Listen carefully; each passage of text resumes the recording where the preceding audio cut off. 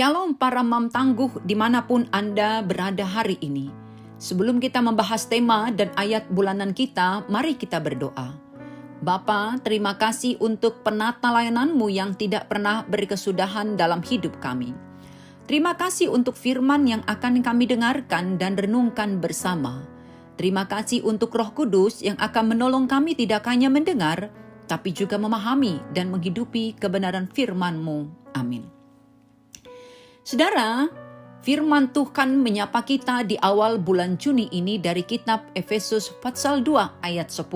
Demikian bunyinya. Karena kita ini buatan Allah diciptakan dalam Kristus Yesus untuk melakukan pekerjaan baik yang dipersiapkan Allah sebelumnya. Ia mau supaya kita hidup di dalamnya. Izinkan saya mengutip salah satu lirik lagu dari Kidung Jemaat nomor 362 berjudul Aku Milikmu, Yesus Tuhanku. Mungkin lirik lagu ini familiar bagi saudara. Berkata seperti ini. Aku milikmu, Yesus Tuhan aku, ku dengar suaramu. Ku merindukan datang mendekat dan diraih olehmu. Raih daku dan dekatkanlah pada kaki salibmu. Raih daku, raih dan dekatkanlah ke sisimu Tuhan aku. Kepemilikan. Apa makna kata ini bagi saudara? Milik, pemilik, pemilikan. Sesungguhnya kata ini bicara soal tanda kutip penguasaan. Kita menguasai sesuatu dan bisa melakukan apapun pada sesuatu yang kita kuasai tersebut. Seperti itulah dalamnya makna kata pemilik. Makna yang sering kita lupakan terkait dengan kepemilikan Tuhan atas diri kita.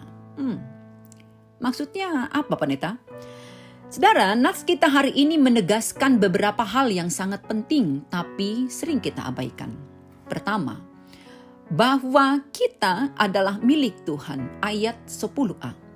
Poin ini agak sulit ditangkap dalam terjemahan Alkitab yang kita punya atau yang selama ini kita pakai. Di sana tertulis terjemahan buatan Allah. Ini jelas menimbulkan pertanyaan. Apakah ini memaksudkan buatan milik Allah atau buatan oleh Allah? Tetapi hampir semua versi Inggris menyeratkan makna yang pertama tadi, yaitu karya miliknya, his workmanship. Aspek kepemilikan ini saudara sangat mendapatkan perhatian Paulus. Sebenarnya sih, sebelumnya Paulus sudah bicara soal tema kepemilikan tetapi dalam kaitan dengan hal-hal yang futuris atau sesuatu yang masih di depan. Menekankan kembali konsep kepemilikan ini membawa kita kepada kebenaran bahwa kita bukanlah milik yang sembarangan. Catat saudara, kita bukanlah milik yang sembarangan. Kata benda tanda kutip buatan itu merujuk pada suatu hasil karya yang sangat istimewa. Jika dikaitkan dengan Tuhan, maka karya ini menyeratkan sesuatu yang luar biasa sampai manusia tidak dapat memahaminya sepenuhnya. Pengkhotbah pasal 3 ayat 11 menulis, Ia membuat segala sesuatu indah pada waktunya, tetapi manusia tidak dapat menyelami pekerjaan yang dilakukan Allah dari awal sampai akhir. Dan hanya bisa memuji semuanya itu. Mazmur 64 ayat 10 dan Mazmur 92 ayat 5. Maka tidak heran para penerjemah versi Inggris sepakat memilih kata hasil karya atau workmanship. Apa yang sebenarnya ingin Paulus sampaikan? Poin pentingnya adalah bahwa identitas dan perilaku kita ditentukan oleh siapa yang memiliki kita. Sekali lagi saudara, bahwa identitas saya, identitas saudara, dan perilaku saya, perilaku saudara itu ditentukan oleh siapa yang memiliki kita. Maka kebenaran bahwa kita adalah milik Tuhan seharusnya mempengaruhi cara kita memandang dan menghargai diri kita sendiri. Hal yang kemudian akan membentuk perilaku kita sehingga kita tidak menjadi orang-orang yang sembarangan dengan hidup kita dan dengan tubuh kita. Pernahkah saudara mencermati karya seni yang dihasilkan langsung oleh tangan manusia, bukan oleh mesin? Nilainya jauh lebih tinggi daripada yang diproduksi oleh mesin. Apalagi jika karya itu memiliki desain yang unik dan khusus, harganya pasti akan semakin tinggi. Dan tahukah saudara, bahwa Anda, saya, kita bukanlah karya massal Tuhan. Karena setiap kita unik dan didesain khusus oleh Tuhan. Tak satu pun dari kita yang sama, bahkan yang kembar sekalipun, tidak sama. Kita ini adalah karya yang tanda kutip wow dan tidak ada duanya. Apakah saudara menyadarinya? Kedua, hal itu semakin diteguhkan dengan ayat 10b, diciptakan dalam Kristus Yesus. Jika ayat 10a berbicara soal kepemilikan, maka ayat 10b berbicara soal sarana atau cara.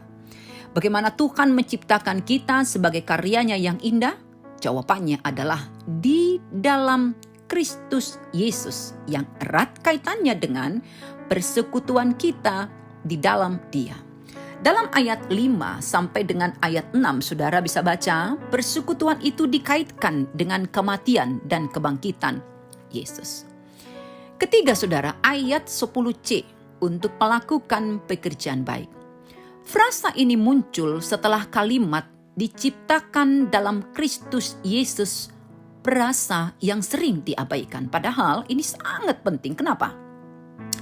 Karena setelah kita diselamatkan, perbuatan baik kita seharusnya mengikuti keselamatan yang kita terima itu. Perbuatan baik bukan mendahului keselamatan, tapi setelah diselamatkan. Sebab dalam kekristenan, kita selamat bukan karena perbuatan baik kita, bukan karena amal kita, tapi karena anugerah Tuhan. Ayat 8 ke ayat 9.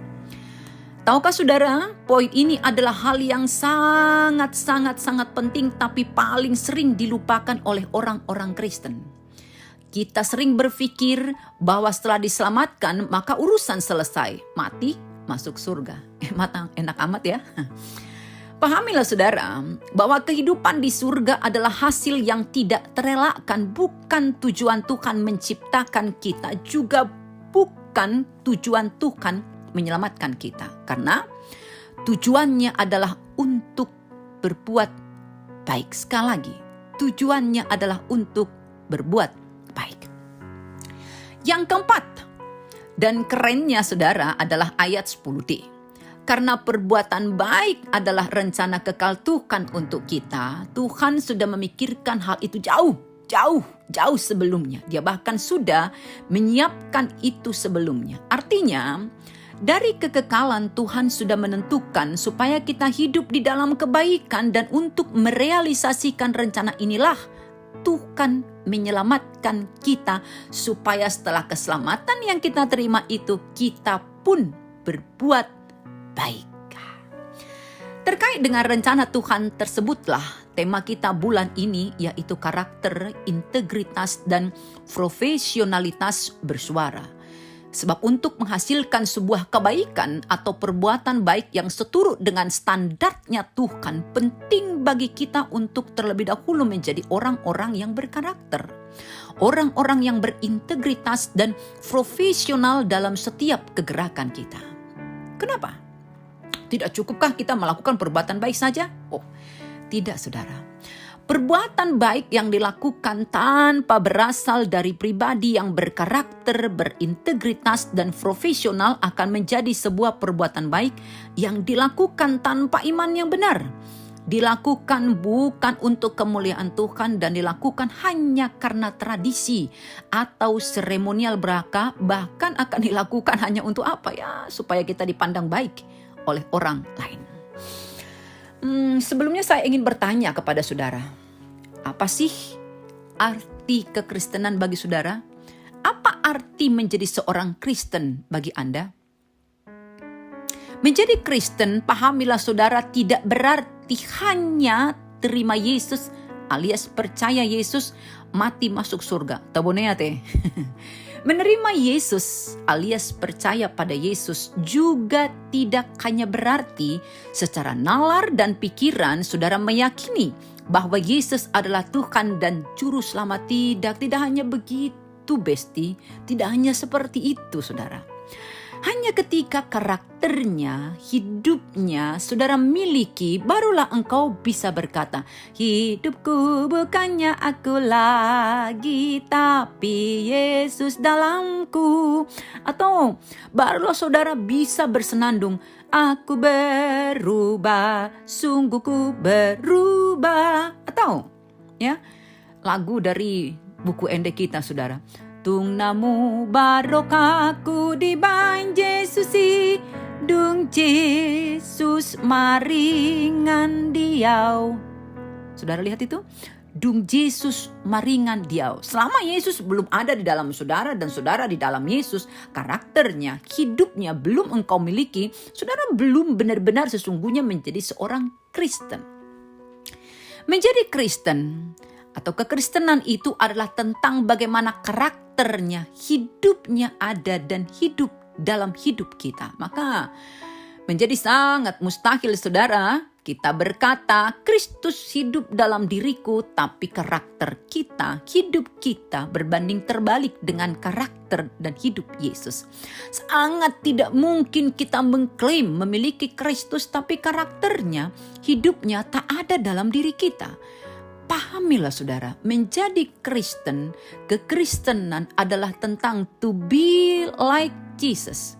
1 Yohanes pasal 2 ayat 6. Siapa yang mengatakan bahwa ia tinggal di dalam Dia, ia wajib hidup sama seperti Kristus telah hidup. Menjadi sama seperti Kristus itu adalah soal lifestyle-nya Yesus. Bagaimana karakternya Yesus, integritasnya dan profesionalitasnya dalam melayani itu ada dalam hidup kita. Tapi apa sih itu karakter? Apa itu integritas dan profesionalitas? 3 kata ini sebenarnya saudara berbicara soal tanda kutip ciri khas, style, gaya kita. Sesuatu yang kemanapun kita pergi, apapun yang kita lakukan, kita berbeda dari dunia ini. Kita menonjol dan tak terlupakan. Bicara karakter, maka kita akan bicara soal value, nilai-nilai moral, bukan sekedar pencapaian individu, karena karakter adalah hasil perpaduan pikiran, perasaan, dan perbuatan kita. Bagaimana seseorang mempertanggungjawabkan hidupnya pada Tuhannya, itulah karakter.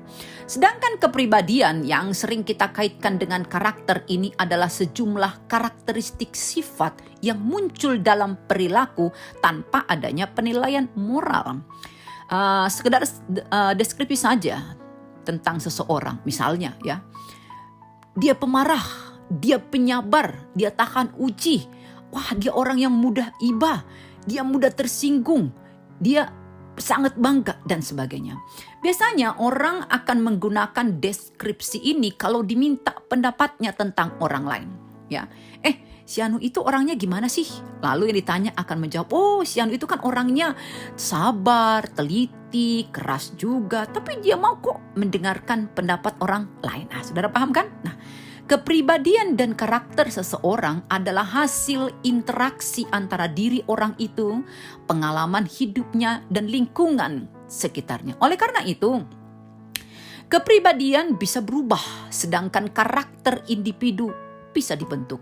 Maka agak aneh kalau ada orang yang mengatakan bahwa dirinya tidak bisa berubah kepribadiannya dan minta orang lain memahami dirinya.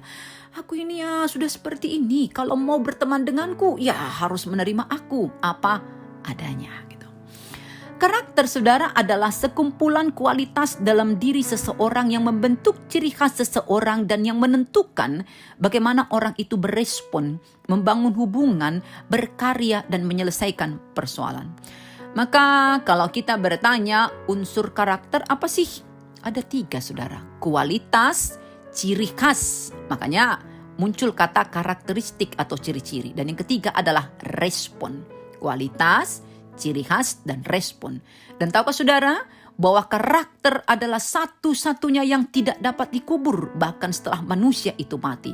Karakternya akan kembali entah itu baik atau buruk dalam ingatan dan percakapan orang-orang yang mengenal orang yang sudah mati itu. Lalu bagaimana dengan integritas? Integritas berasal dari bahasa Latin integrate yang artinya komplit atau tanpa cacat, sempurna, tanpa kedok. Ya, prinsipnya adalah ketika yang lain bersandiwara, gue apa adanya, tapi tidak seadanya. Nah, itu integritas. Pribadi yang tidak lain di mulut, lain di hati, enggak, tapi sinkron. Apa yang di mulut ya seperti itulah dalam hatinya, saudara ya. Integritas berarti kualitas yang dimiliki seseorang dan mewujud dalam tindakan atau karakter. Dengan kata lain, orang yang berintegritas adalah orang yang kata dan perbuatannya sama. Doing the right thing when the one is watching. Ya, meskipun gak ada yang melihat dia tetap melakukan perbuatan yang baik. Integritas seseorang erat kaitannya dengan jati diri yang sejati. Seluruh aspek kehidupannya baik yang internal maupun eksternal berjalan dengan harmonis tanpa kepalsuan atau kemunafikan. Dengan kata lain, pribadi yang berintegritas adalah mereka yang memiliki keselarasan dalam pikiran, perasaan, perbuatan, serta perkataannya. Bagi orang Kristen, saudara, integritas merupakan hal yang sepaket dengan kehidupan rohaninya. Hidup berintegritas menjadi gambaran hidup orang percaya yang tercermin dari sikap sehari-harinya, entah saat berada di tempat umum maupun saat sendirian. Alkitab menunjukkan bahwa orang yang berintegritas punya hubungan atau pergaulan yang erat dengan Tuhan. Misalnya Maria, Abigail, Nuh, Abraham, Daud, Paulus, dan sebagainya, dan sebagainya. Mereka ini selalu berusaha hidup benar, mau terus belajar dan menjadi pelaku firman yang setia. Integritas adalah standar yang Tuhan inginkan dari kita umatnya. Kenapa? Karena dengan memiliki integritas terbukti bahwa saudara, bahwa kita bukan sekedar fans, penggemar Yesus, pun bukan hanya sekedar supporter atau pendukung, tapi benar-benar seorang followers, pengikut.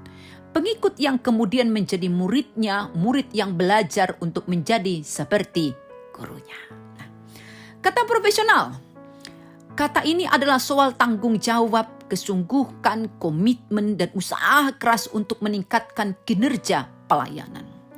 Bagaimana agar orang menjadi berkarakter, berintegritas, dan profesional? Satu kata, saudara, berubah. Roma 12 ayat 2. Perubahan yang dimulai dari hati sebagai pusat dari kehidupan kita, tempat di mana pikiran-pikiran baik pun buruk diproduksi, pikiran yang segera menjadi perkataan, perkataan yang kemudian mewujud dalam tindakan, tindakan yang kemudian menjadi kebiasaan dan tidak menunggu lama. Kebiasaan kita akan menjadi karakter kita. Maka hati yang tidak berubah tidak akan pernah menghasilkan karakter, integritas, dan keprofesionalan dalam bekerja dan melayani. Dan perubahan bukanlah sebuah perubahan, saudara, sebelum kita benar-benar menciptakan perubahan itu. Artinya, untuk melakukan sebuah perbuatan baik yang seturut dengan kehendak Tuhan dan yang memuliakan Tuhan adalah sebuah keputusan dan pilihan yang dimulai dari hati yang tunduk pada Tuhan, pada nilai-nilai moral dan aturan yang Dia tetapkan. Standarnya adalah Tuhan, saudara, bukan dunia ini. Maka menjadi pribadi yang berkarakter, berintegritas, dan profesional sungguh bukan soal talenta pun potensi, tapi soal bentukan hati kita. Sebab hatilah yang membuat kita menjadi berbeda dari orang lain.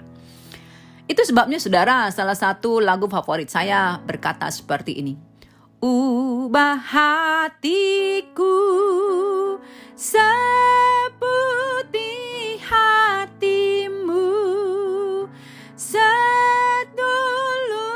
salibmu, kasihmu Tuhan, biar mataku seperti matamu, panjang